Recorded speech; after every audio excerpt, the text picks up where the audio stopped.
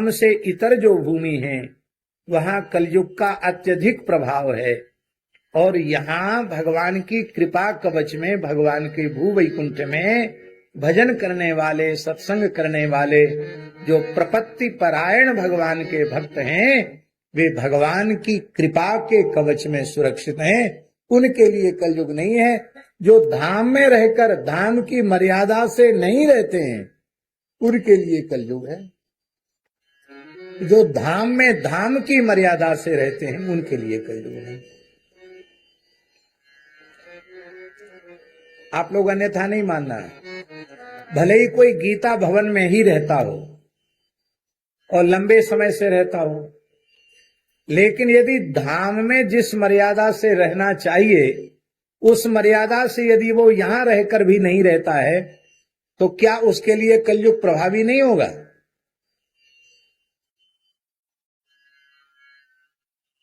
यही लोग साधक की रहनी से रहकर भगवान की अनुभूति प्राप्त कर रहे हैं, दिव्य दिव्य अनुभव कर रहे हैं, और यहीं रहकर लोग जो नहीं करना चाहिए वो कर रहे हैं, जो नहीं खाना चाहिए वो खा रहे हैं, जो नहीं पीना चाहिए वो पी रहे हैं, जो नहीं देखना चाहिए वो देख रहे हैं।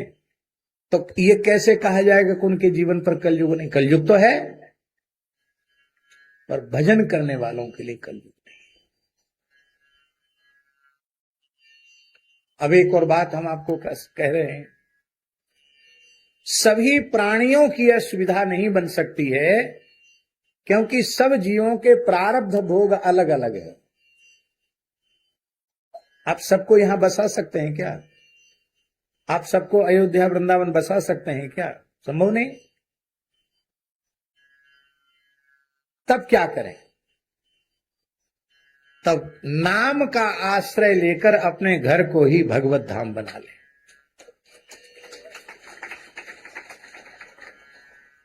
अपने घर में ठाकुर जी पधरा दें, आपका घर ही वैकुंठ हो गया, आपका घर ही गोलोक हो गया, आपका घर ही साकेत हो गया। भगवत भागवत सेवा हो, कथा कीर्तन सत्संग का पवित्र वातावरण हो, तो हम पक्का कहते हैं भू वैकुंठ अष्ट भू वैकुंठ नहीं, आपका घर भी भू वैकुंठ बन जाएगा। आपके घर के बाहर भले ही कलयुग चक्कर लगावे, आपके घर में कलयुग नहीं घुस पाएगा।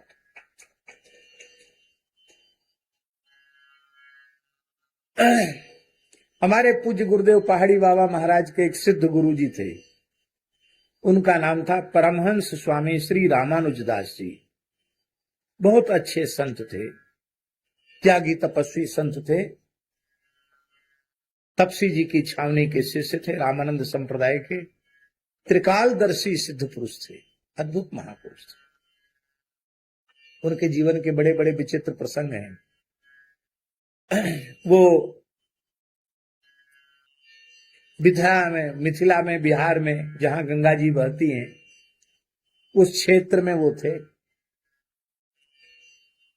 लोगों ने फूस का झोपड़ा बना दिया था, अनेक साधक उनके निकट रहकर साधन करते थे। एक दिन उन्होंने अपने शिष्यों को बुलाया, साधकों को बुलाया, और ध्यान से सुने, और बुला करके कहा कि देखो 6 महीना हो गए, 6 महीने हो गए थे उनको वहां रहे हुए। बोले 6 महीना हो गए हैं, कलयुग हमारी कुटिया की परिक्रमा लगा रहा है। वो भीतर तो घुस नहीं सकता, कब तक? जब तक हमारा शरीर है।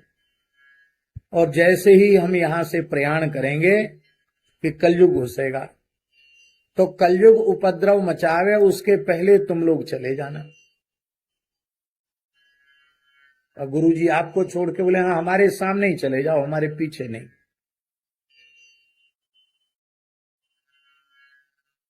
हट करके सबको हटा दिया उन्होंने अपने सामने, और बोले हम भी नहीं रहेंगे, हम भी जा रहे हैं यहां से।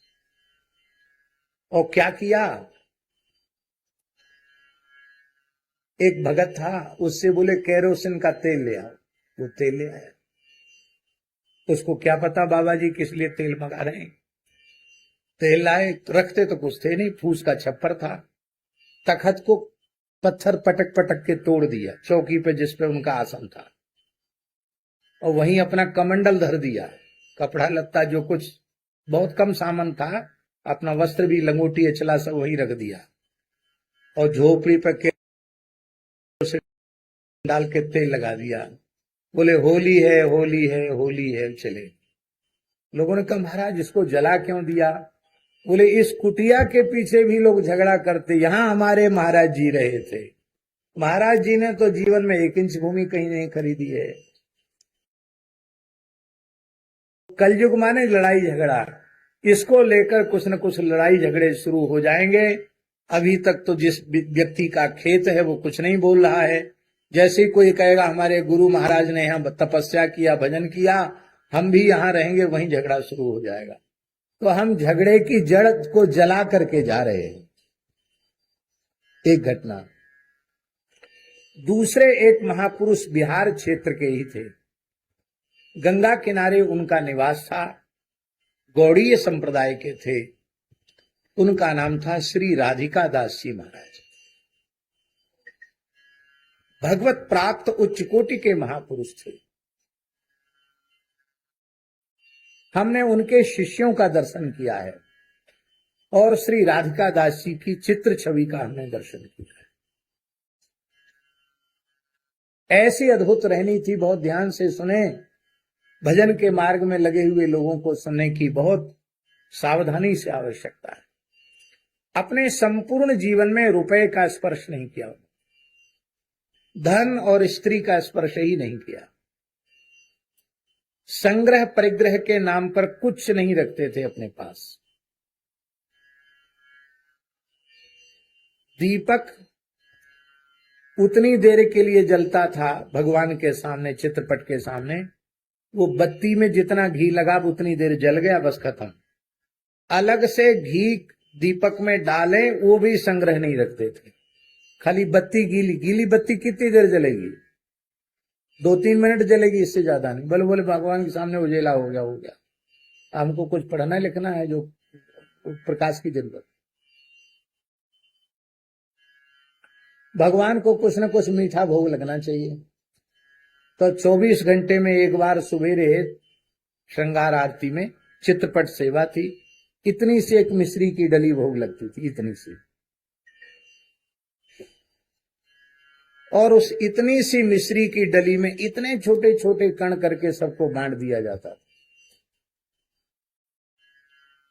और 24 घंटे में एक बार रूखा सूखा जो भिक्षा में आता था उसी को बनाकर 24 घंटे में एक बार लेते। अद्भुत अद्भुत आदर्श रहनी थी उनकी। उनके जितने शिष्य हुए सभी सिद्ध हुए, सभी भगवत प्राप्त हुए। उनकी आध्यात्मिक अवस्था कितनी उन्नत थी इससे आप अनुमान लगा सकते हैं। एक बार वे वृद्ध थे, लेटे थे, और उनके जो शिष्य हैं, वृद्ध की सेवा होनी चाहिए, तो घुटने में, पैर में दर्द बुढ़ापे में होता ही है, तो वो नहीं कहते थे कि दबाव, लेकिन शिष्य लोग दबा रहे थे। तब तक महाराज को खांसी आई।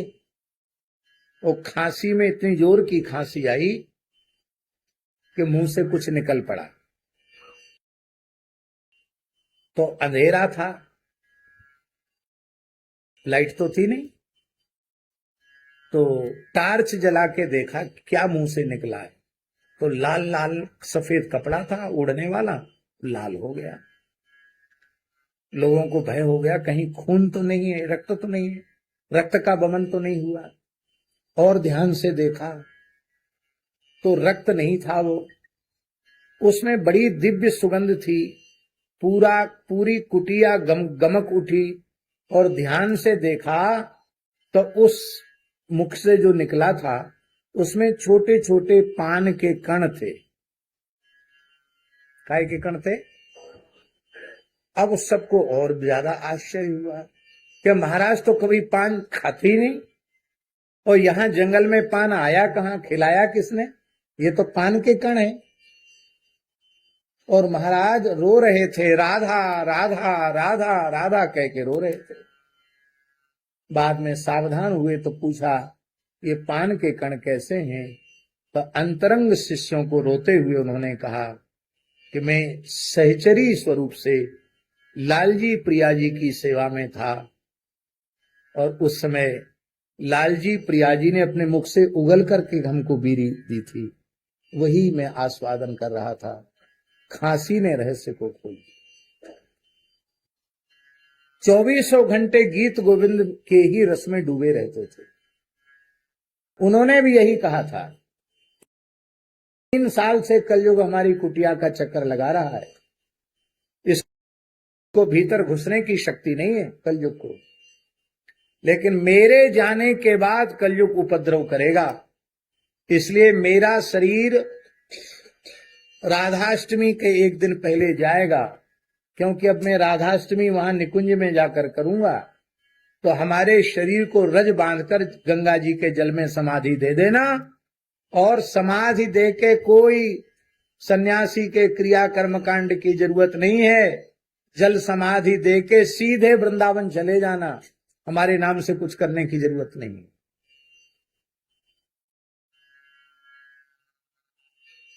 सब चले गए।